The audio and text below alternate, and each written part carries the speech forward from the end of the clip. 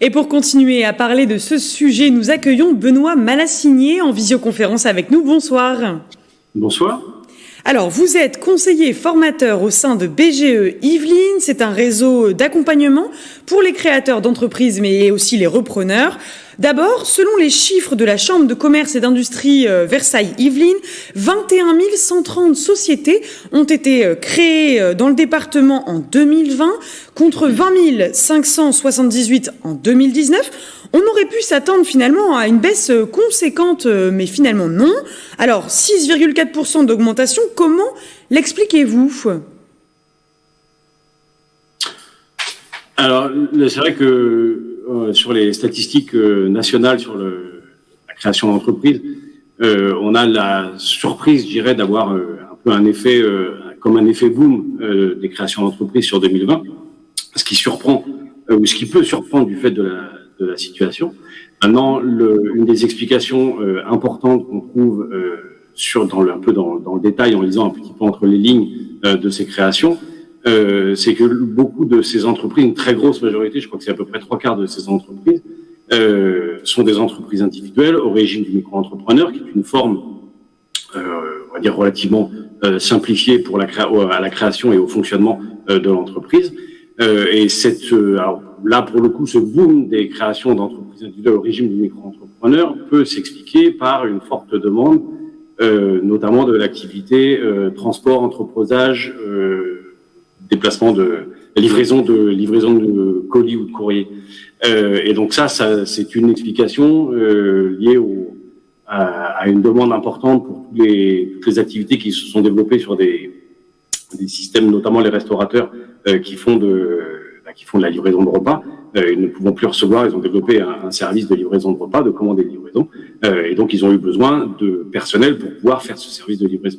Et c'est une explication importante et qu'il va falloir surveiller, je dirais, de près, puisque ce qui va être important maintenant, c'est de voir un petit peu comment est-ce que ces entreprises nouvellement créées vont pouvoir vont durer dans le temps, quoi.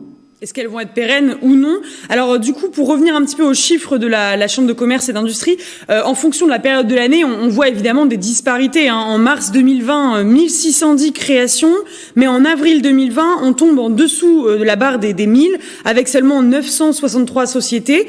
C'est là qu'on voit l'effet du premier confinement aussi, et donc de l'impact de la crise sanitaire sur cette baisse de création. Non, mais je pense que si on regarde sur l'ensemble de l'année, on retrouve après une croissance comme ça plus importante. Donc effectivement, certainement qu'avec le premier confinement, il y a quand même eu un effet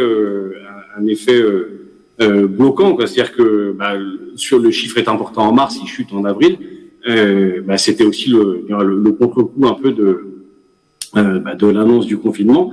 Et donc derrière ça, après les choses se sont mises en place au niveau des activités, donc notamment pour tout ce qui est livraison à domicile, et donc l'activité après est repartie, enfin les créations d'entreprises après sont reparties.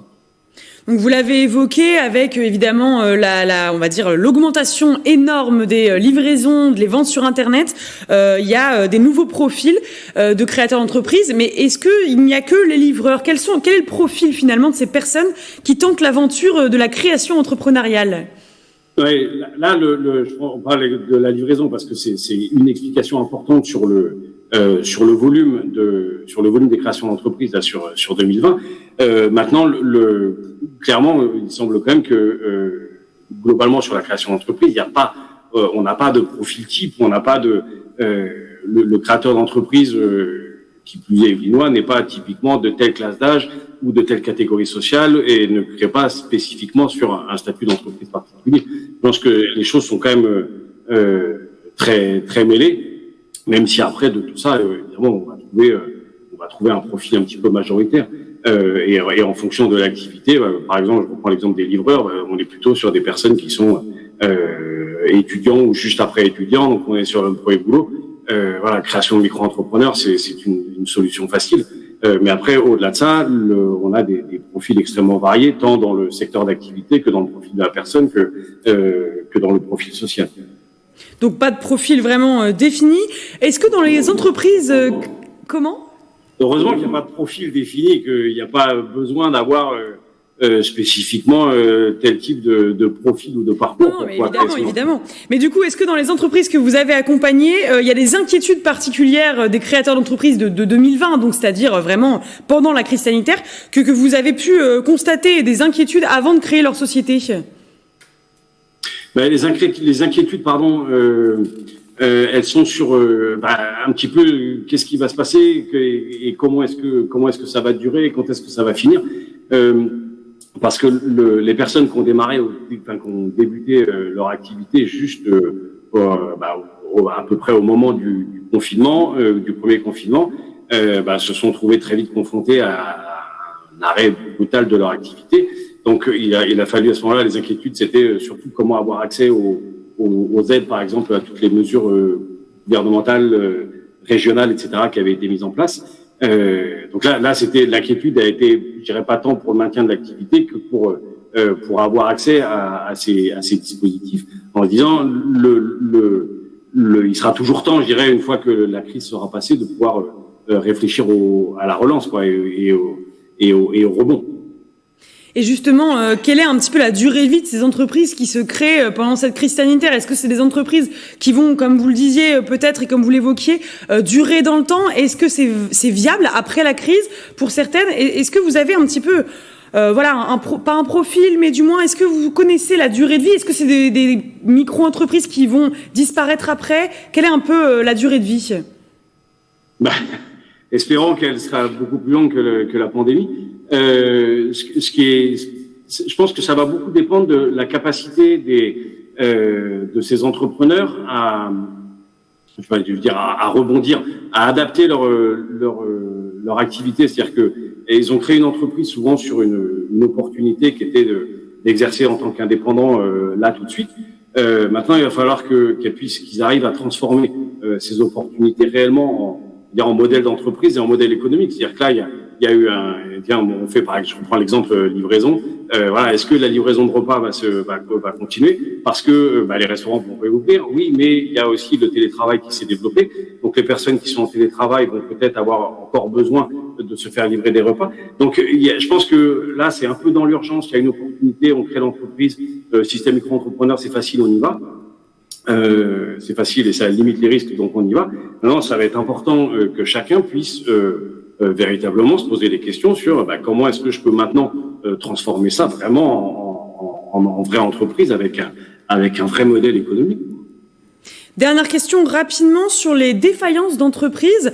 En 2020, on constate qu'elles sont en baisse par rapport aux autres années. Est-ce qu'il faut justement relativiser ce chiffre par rapport au dispositif de soutien avec la crise? Si on pouvait pas le relativiser, que ce soit exact, ce serait très bien, ce serait une très bonne nouvelle pour ces entreprises.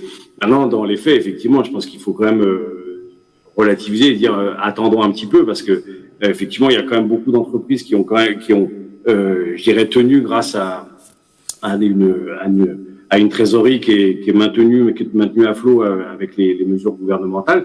Maintenant que est-ce que l'activité va pouvoir se relancer quand il va falloir faire établir les comptes, bilans, etc. sur l'exercice comptable 2020, qu'est-ce qui va en rester et quelles seront les possibilités effectivement de rebond. Et donc, je pense que il y a beaucoup de ces fermetures d'entreprises ou défaillances d'entreprises qui peut-être, je dirais malheureusement, n'ont été que retardées.